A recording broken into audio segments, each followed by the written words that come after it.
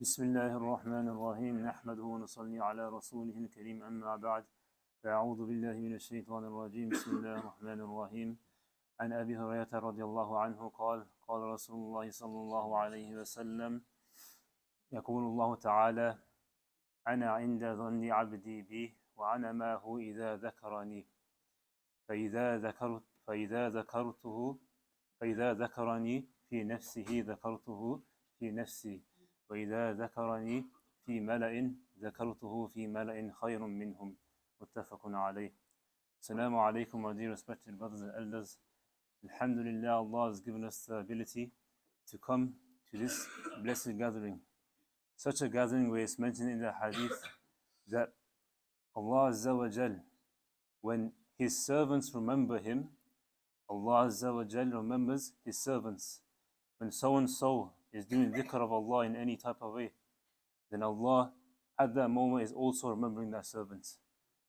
Even so, better that when a gathering of people are together and they're remembering Allah Ta'ala, when a gathering have gathered for the sole purpose of the dhikr of Allah, then Allah is mentioning these people in a gathering better than these gatherings.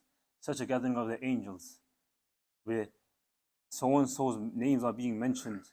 You know, we'd be over the moon if these celebrities nowadays, or our idols, if they were mentioning our name online on social media.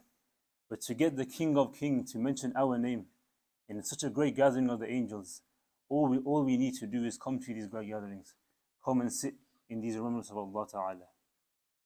At the beginning of the hadith, it was mentioned that أَنَا عِنْدَ ظَنِّ عَبْدِي بِي, that the way that the slave thinks of Allah Ta'ala, the way that the slave thinks Allah will deal with him, that is the way that the slave will be dealt with by Allah Ta'ala on the Day of Judgment. That if we think that Allah Azza wa Jal, if you remember the fact that Allah is Ghafur Rahim, that Allah is merciful, then Allah will treat us with mercy on the Day of Judgment. And that if you remember the fact that Allah is Ali-Ilm, that Allah is one of great punishment, then Allah will treat us in this way on the Day of Judgment.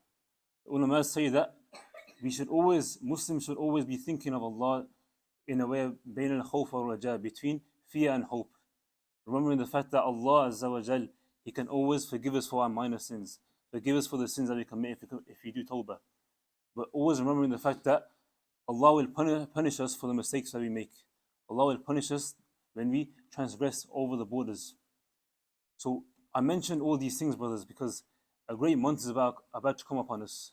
The great month of Ramadan is about to dawn upon us. A month where everyone likes to talk about the great rahmah of Allah that is descending in this month, which is a good point, because of course rahmah of Allah is a great thing.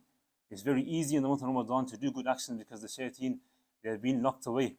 We should also remember the fact that if we decide in this month to disregard it and to start to carry on committing the bad deeds that we're always committing, to disregard the fact that, you know, this is a month of change, this is a month that we should try our hardest to change ourselves as Muslims, then we will also be deserving of great punishment in that sense as well. Because وَمَن يُعَظِّمْ شَعَائِرَ اللَّهِ, the month of Ramadan is a symbol of Allah Ta'ala, which we should be honoring and respecting. If we decide the fact that we will disregard it, then of course we will be deserving of greater punishment as well. How will it be on the Day of Qiyamah? How can we stand in the court of Allah Ta'ala and we've got no excuses? We've got no shaitan to blame. We've got no people to blame, because even in the month of Ramadan, people are all trying to be better themselves. So how can we stand in the court of Allah Ta'ala and stand in front of Allah Ta'ala and explain ourselves for all these sins that we commit? May Allah give us the tawfiq to truly respect the month of Ramadan. وآخر دعواهم الحمد لله رب العالمين.